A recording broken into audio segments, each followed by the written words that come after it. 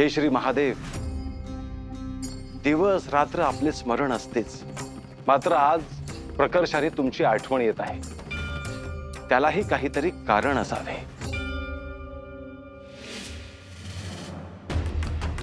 हे श्री महादेवा, लोक कल्याणासाठी सर्वत्र भ्रमण करत असताना मला जिथे जिथे पाखंड दिसते तिथे तिथे मी अशा पाखंडाला शिक्षा करत असतो। आपण सांगितलेला मार्गच एकमेव आहे ज्याने सर्वांचे कल्याण होईल। इतर कोणताही मार्ग मला मान्य नाही।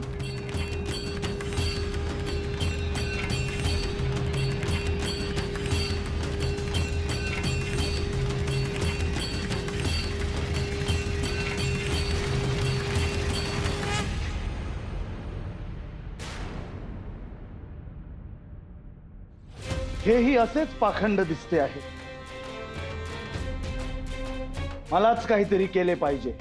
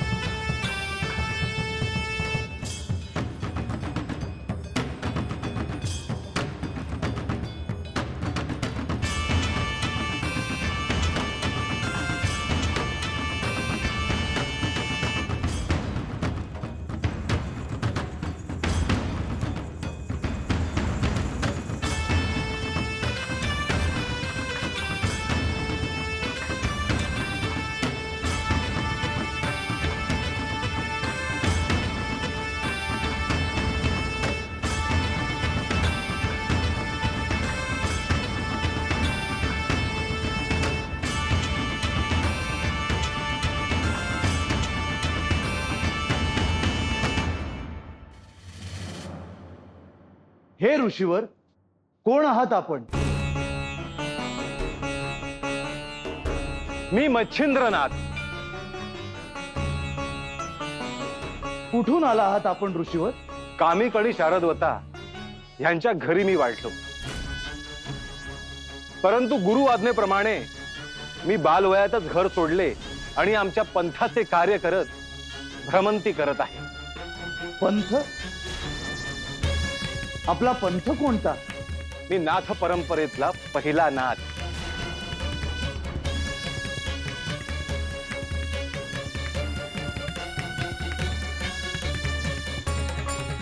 या नाथ पंथाबद्दल मी ह्या आधीही ऐकले आहे,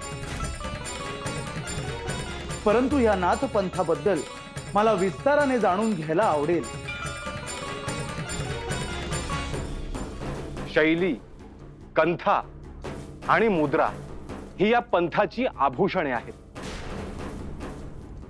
इतकेच नाही तर दीक्षा देत गुरु शिष्य परंपरेनुसार ह्या पंथाचा विस्तार माझ्या गुरूंनी केला। मी केवळ त्या योजनेनुसार माझे कार्य करतो आहे।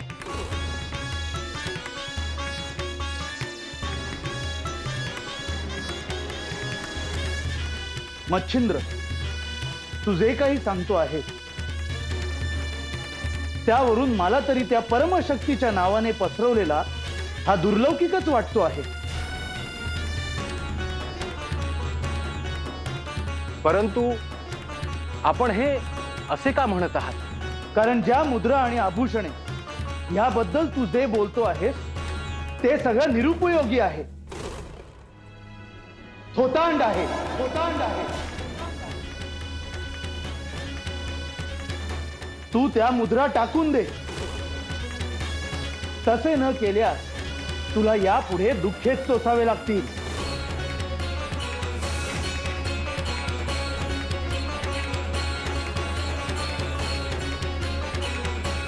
वेदांप्रमाणे धर्माची जी व्याख्या आहे त्याचा आणि तू सांगत असलेल्या गोष्टींचा काहीच संबंध नाही. तर मग ह्याला पंथ तरी कसे म्हणायचे?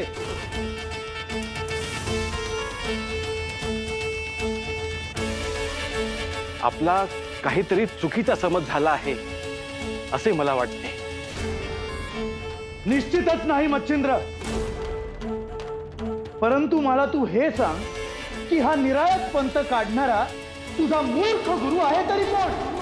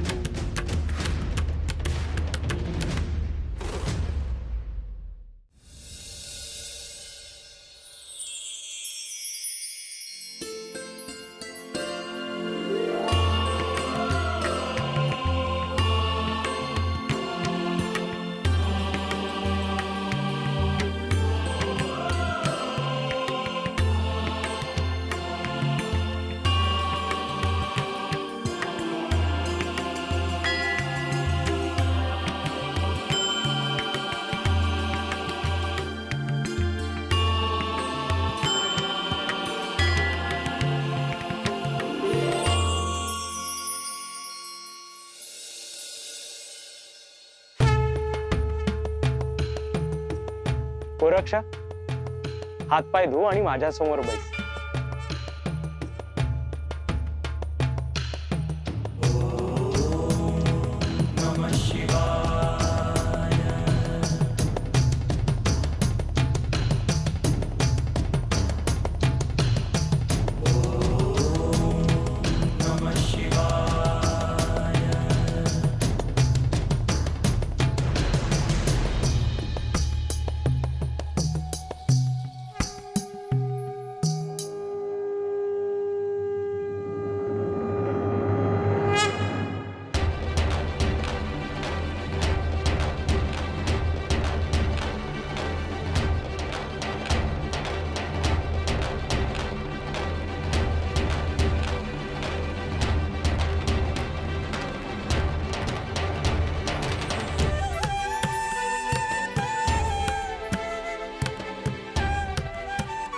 एक एक समिधा समोर ठेव.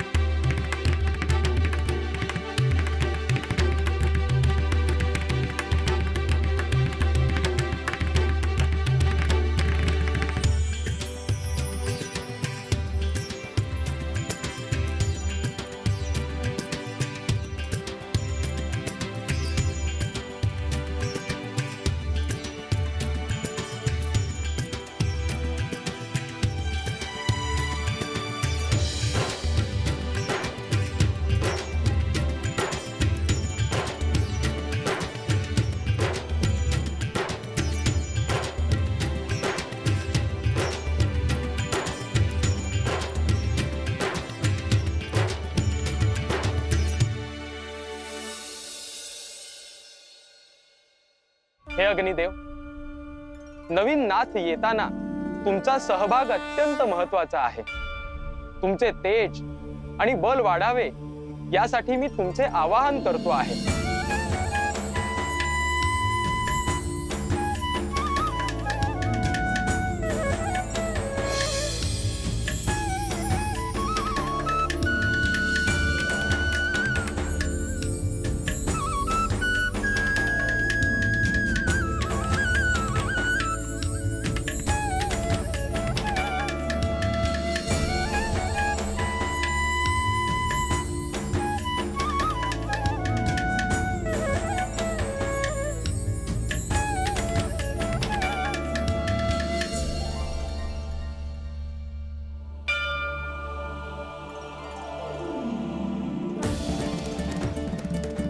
हे श्री दत्त महाराज, हे श्री गोरक्षनाथ, चौथ्या नाथांचे आगमन होणार आहे. साऱ्या सृष्टीला चाहूल लागली आहे आणि या कार्यासाठी आपण माझी निवड केलीत त्याबद्दल मी आपला शतशः ऋणी आहे.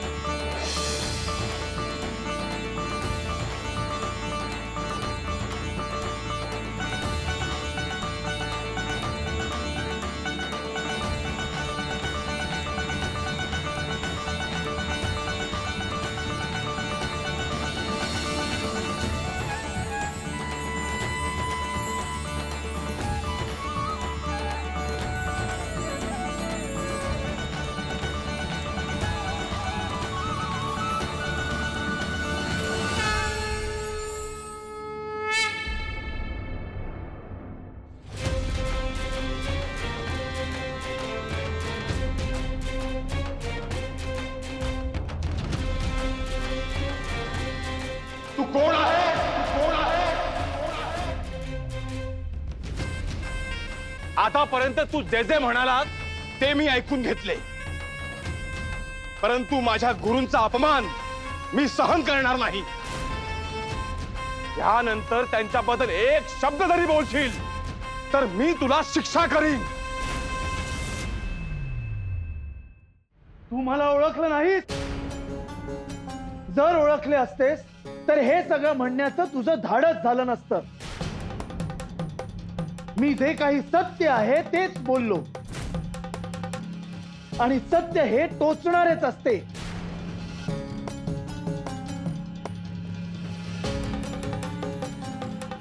तू आणि तुझा पंथ काय आहे हे मी तुला सांगितले. केवळ स्वतःच्या पंथाचा टेंबा मिरवून काहीच होणार नाही.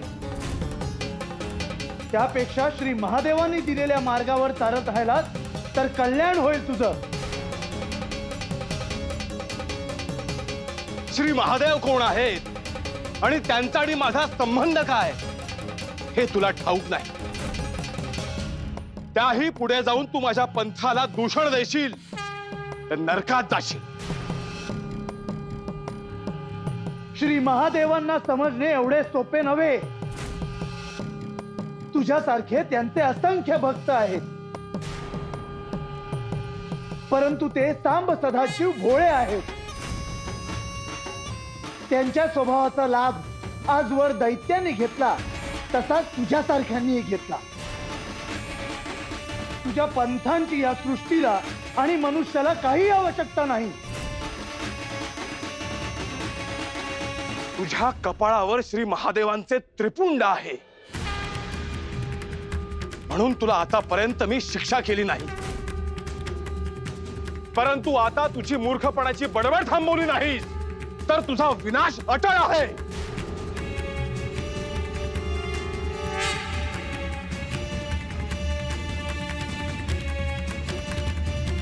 मी कोण आहे याचा आता प्रत्यय तुला देतो.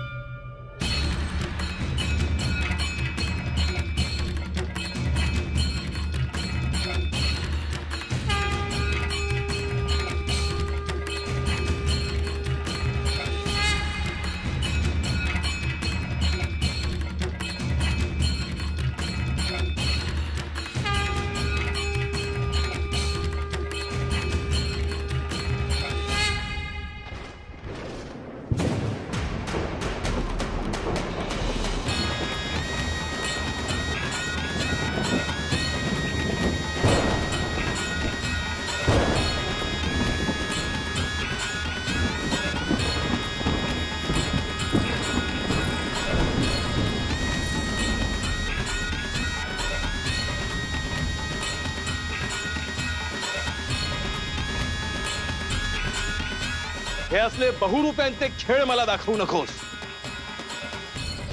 या असल्या बालविद्येने मला भय वाटणार नाही.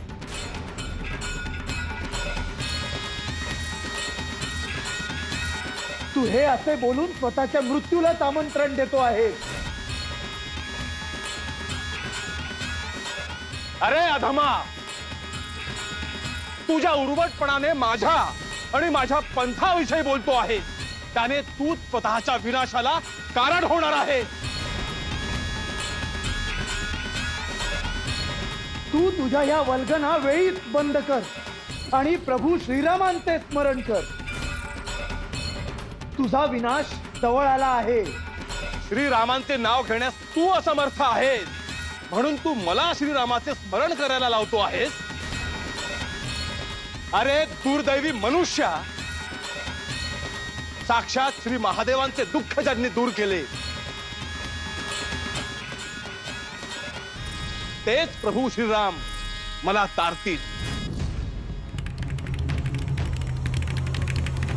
केवळ व्यर्थ बडबड करून उपयोग नाही.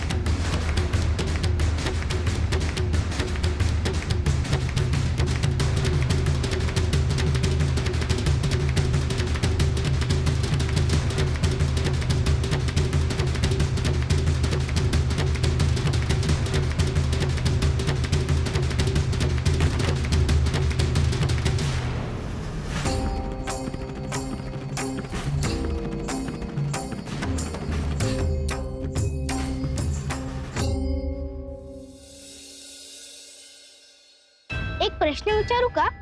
निसंकोचपणे विचार. आणखीन एक नाथ प्रकट होणार आहेत हे मला समजले, पण त्याविषयी मला पूर्णतः काही समजले नाही. मच्छिंद्रनाथ, त्यानंतर गोरक्ष तू, त्यानंतर गहिनी आणि आता नवीन नाथ प्रकट होणार आहे. आणि यावेळी ते एका राजाच्या राजवाड्यात प्रकट होणार आहेत. हे पहिले नाथ आहेत ज्यांचा जन्म अत्यंत श्रीमंत अशा घराण्यात होईल. तुम्हाला जसं वनात हिंडावं लागलं, अरण्यात फलाहार शोधावा लागला, तसं त्यांचं होणार नाही. सर्व सुख त्याच्या पायाशी लोळत असणार. भौतिक सुख त्यांच्या समोर हात जोडून उभी असणार आहे. गुरुदेव, हे राज्य तरी कोणते आणि कुठे आहे ते? हे राज्य आहे हस्तिनापूर आणि तिथे राजा आहे बृहद्रव आणि त्याची पत्नी सुलोचना. गुरुदेव, ती भूमी, तो राजवाडा मला पाहण्याची इच्छा झाली आहे. परंतु तू तिथे पोहोचेपर्यंत नवीन नाथ प्रकट झाले असतील.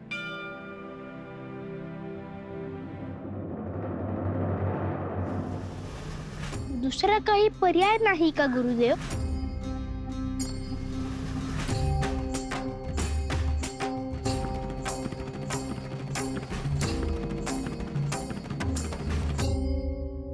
पर्याय आहे. निरंजन अलख निरंजन अलख निरंजन हो, अलख निरंजन हो.